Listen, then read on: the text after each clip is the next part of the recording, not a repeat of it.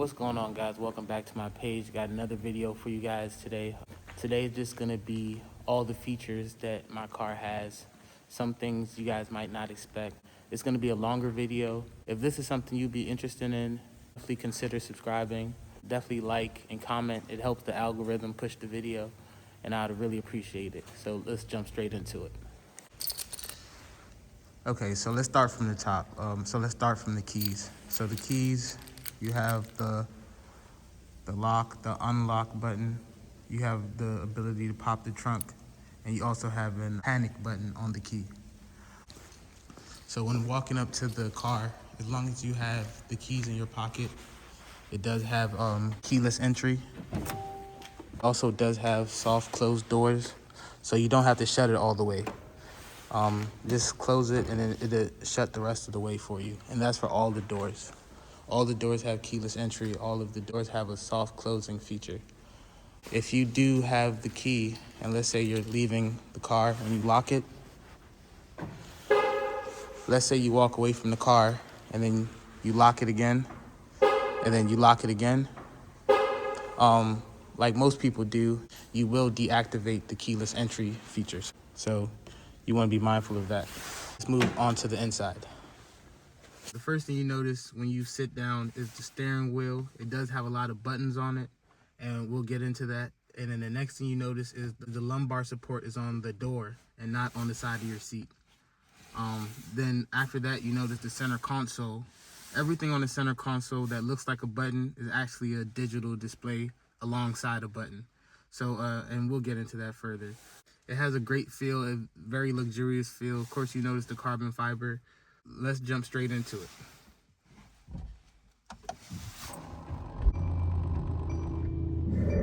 Okay, so now that we got the car started, so let's move to the seat controls. So the first thing you'll notice is you have 3 memory settings, and then you have an M at the bottom. That's the manual mode. So if you wanted to set one of these, you would just hold this M button. Then now you could control the back of the seat, moving forward, the extension, the leg extension of the seat if you're a taller person. The headrest, you can control it from here. Of course, you do have heated and cooled seats, which is very useful. But this is the cool part about the seats. There's another seat button that's only on the driver's side that has a seat icon with an R next to it. And then the R stands for right seat. So if you go ahead and press this button, now you'll have access to control the passenger seat. So if you have a person who's not really familiar with Mercedes and how it works, you can control their seat for them. And you can also control the heated and cooled features for the passenger seat from the driver's seat, which is very cool. Another feature is after a couple seconds of you not using this, it cuts off by itself. And then it'll go back to you being able to control your own seat. So now let's move to the steering wheel. On the steering wheel, of course, you have the paddle shifters at the back, but this steering wheel is heated. So right under the turn signals and windshield wipers, you have another knob, and you just twist it one direction or another direction, and it cuts on the heated steering wheel. So you twist it forward, it cuts on the heated steering wheel. You twist it back, and it cuts it off. Well, now let's get into what the buttons do. So this home button controls the center screen. Then this right here, it looks like it's just a button, but it's actually a toggle. Then this is the cruise control button. And then this is what helps you change the speed of the cruise control. And this is what helps you set the cruise control and disable the cruise control. Now on this side, this is what helps you set the distance between the car in front of you. Now on this side of the steering wheel, this home button controls this screen over here. And again, this looks like a button, but it's a toggle on the screen. Of course, you have your back button. Then you have the volume controls. This answers the phone, and this hangs up the phone.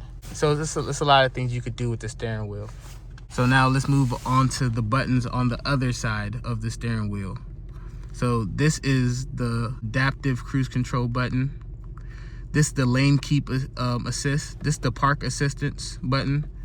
And this is the heads-up display button. And then this button right here is a very special button. So if you press this button when you're going over a speed bump, it lifts up the front of the car to make it easier to go over speed bumps. And if you have a driveway that's very steep, you just hit this button and it lifts the front of the car. So let's go ahead and take a look at all of the screens. Again, like I said, this looks like a button, but it's actually a toggle. So you want to hit the back button, and now you have the screen. And now you can just move it like you would on an iPhone or any screen that you're used to dealing with. So now let's see what each screen has to offer.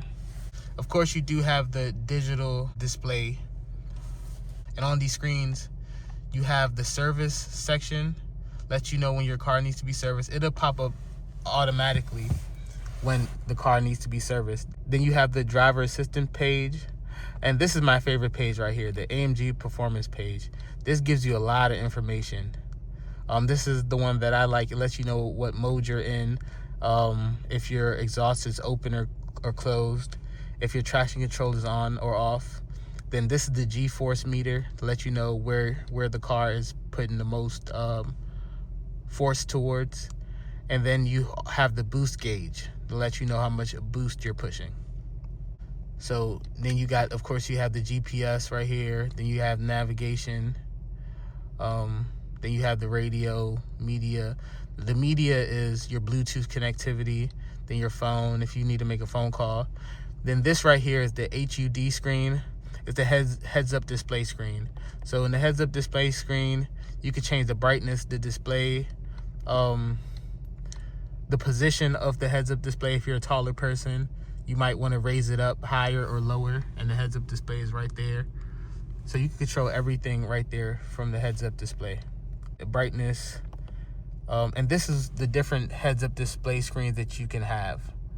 You could have it display the mileage alone. You could have it display the mileage and the speed limit. You could have it display GPS directions, or you could have more of a cluster. That's the one I like, where it kind of displays everything. This is my favorite screen. It gives you the mileage, and it gives you your RPMs, what gear you're in, and the speed limit and the speed you're going. So that's my preferred screen. Then you have the different design screens. So I like a more sporty feel for the whole look of the display, but they do have other options. And the ambient lighting changes with each screen. So this is the super sport screen. It's not my preferred screen. I prefer the sport screen. And then let's go and look at the classic screen.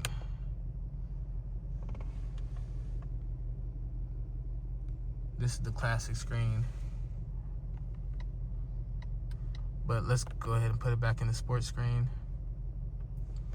And it looks like it's one display, but it's really two separate displays, because there's a blank piece that separates both screens. So what does the dash display? So it lets you know that your parking brake is on, and the parking brake release is right under the dash. Of course, you have the this lets you know that your adaptive cruise is on, and that your lane keep assist is on. If you turn on your parking assistance, it'll say that it's on. And then on this side, this actually lets you know the positioning of the wing at the back. Another quick explanation I wanted to show you guys is this is the automatic headlights. So if you just leave it like this, when you cut the car on, the headlights will automatically come on if it's needed. But the problem with that is you can't activate your high beams. So your high beams won't stay on. They'll automatically go on and off. So let's say that you for some reason want your high beams on, you have to cut the headlights to the on position. And now when you push the high beams forward, it'll stay on. So now let's move to the center console and what all it has to offer. So you have 4 screens. Let's start from the bottom, moving our way up. So you have the traction control button. If you push it, it'll change and show you that the traction control is off. Now you have the suspension button. So you have 3 different modes with the suspension. Just press it and it changes it. Now this right here is the manual mode. If you wanted to manually control shifts, you just click the button. So now let's move to this right here. So this is a toggle, and let's start from the bottom up. This changes the modes. So we have race mode, we have sport plus mode, sport mode, comfort mode. And you'll notice that in every mode that you change, it changes the pitch of the car and it changes different settings on the other side. We'll get to that. But alongside comfort mode, you also do have individual mode and slippery mode, really with a snow icon on it. So on this side of the center console, you have another way to control the volume of the music. You have your automatic start and stop feature that you could click on and off. Auto start. Now this is how you control the wing. It automatically extends the wing. The wing extends by itself once you hit a certain mile per hour, but this right here is if you want to extend it manually. So you just hold the button, and as you hold the button, the picture of the wing on the display changes and raises higher in the display, which is, I think, is very cool.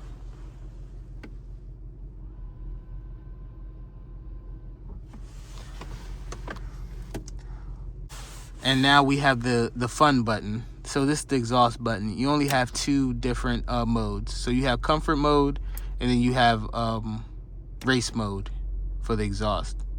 And it's a noticeable difference when you put it in a different mode. It opens the exhaust, opens the baffles, and it makes it extremely louder. So now let's move to the other screen. So on this side, you do have like a pin pad to control it. You just slide your fingers across and it slides just like a computer or a mouse. This has a home button. This also has the skip button for a different track and your go back button. Let's also move to what's on top of the pin pad. So you have your vehicle button, your telephone button, media button, radio, navigation, and then this is your parking cameras. Yeah, you just click the parking button and it just show you all the parking angles you want to see. Then you just slide your finger down and then it show you every camera angle around the car. This is if you're going into a car wash or if you're going somewhere that's a tight squeeze. So of course you have all the same screens you had from the other side, but I'm not going to bore you with this stuff, but let's get to the fun part. So the vehicle settings. So in the vehicle settings, you have climate control. So this is the massaging feature. You got a dynamics select. Then you have the track page. This only works when you're in track mode. So you have to be in track mode for this page to work. Then you have the assistance pages with the parking assist and everything you would need to operate the vehicle. Okay, and then you have the consumption page, which is your gas consumption and how fuel efficient you're driving the car. Then this the light settings, and then vehicle settings. Then the owner's manual page. So let's go into the light settings. So if you wanted to change the look of the lights, you want to go to ambient lighting. You want to click on the ambient lighting page. It has a button that says multiple colors. I'm not a big fan of the multiple colors. If you select it, it'll make you able to use different colors to make one color. I'm not a big fan of it. So let's go over here, and this is how you change the lights on the inside of the Mercedes. Just scroll up and down, and it has different numbers, so you can pick what number you like. I prefer the green, the purple, or the blue. Those are my go-to colors. So let's go back. It has different light settings that you can definitely go through and figure out what it does. So now let's go to the seat settings. When you hit the seat settings, you could control the driver's seat or the passenger seat. So if you just hit the driver's seat and then you hit the massage button, you could pick what type of massage you would like to have, and they have quite a few different options. Then they have the dynamic seats. This is one of my favorite features. They have level 1 and level 2 dynamic seats. This is the feature that inflates the airbags inside the seats while you're turning. Then you have lumbar support, side bolsters. You have so many different settings. But like I said, also you can control the passenger seat and give them the same experience you're having. You can massage, dynamic seats, lumbar support, whatever issue they're having, you can handle it from this side of the car also. So now let's move on to one of the most important screens, which will be the dynamic screen. So this right here is the engine data screen. It lets you know the temperature of the motor, the temperature of the transmission. It also lets you know the horsepower you're pushing at that particular time and the torque that you're pushing at that particular time. So now let's go back, and this is the vehicle data. So this screen right here also changes as you change through the modes. It lets you know where the suspension is. If you're going around the track, this will be very useful. Lets you know where the transmission is. It lets you know the positioning of your wheel. It lets you know where the suspension is, which suspension is taking more of the G-forces than the others, so you can adjust. It's a very useful screen if you know what you're looking for. Then you got the dynamic data. This screen shows you horsepower, the boost that you're making, the pound-feet of torque that you're making. It also has a G-force meter. It's very useful for if you're a person who likes to take your car on the track. It's very useful for that. So let's move on to this, the buttons in the middle of the dash. So you do have, these are your climate control settings. Pretty straightforward. Temperature, of course, it is zoned climate, so you can have one temperature on one side and another temperature on the other side. Defroster, just typical things that every car has is in the center. So you do have wired Apple CarPlay. So if you plug in your charger to this port right here, it will have CarPlay. But I did buy a wireless Apple CarPlay. So if you plug this into the USB port, it'll cut on the light and then the CarPlay will pop up.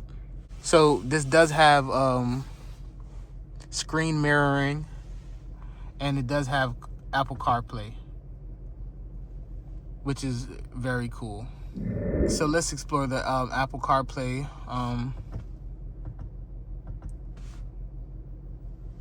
You do have different screens.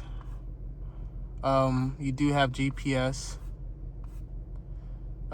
regular things that Apple CarPlay would have. This is typically wired, but like I said, if you buy the adapter, you can have wireless CarPlay. You can make phone calls, you can download apps, you can also screen mirror and watch YouTube videos. So the trunk release is right here. You just pull on it and you could pop the trunk. I do have the sunroof, not the panoramic sunroof, but with not having the panoramic roof, you do get the upgraded sound system. So that's the trade-off. If you had the panoramic roof, you wouldn't have the upgraded sound system, and vice versa. So it's a trade-off. The sound system in this car is top-notch. I've never heard a better sounding system. It is the Burmester sound system in this car with different speakers. Everything that looks like a light is a speaker. So it gives you a very good listening experience. All in all, guys, I wanted to thank you for making it to this point of the video. If I missed something or if you had a question of how to operate something inside the Mercedes, definitely leave it in the comment. If you're having an issue, definitely leave it in the comment, and I'll see if I've had the same issue and we can figure it out together. I have a lot of videos planned for this page. If you're on the East Coast, you know we got snowed in, so I can't really do too much driving right now. But definitely, guys, stay tuned. I have a lot of videos planned, and till next time, peace.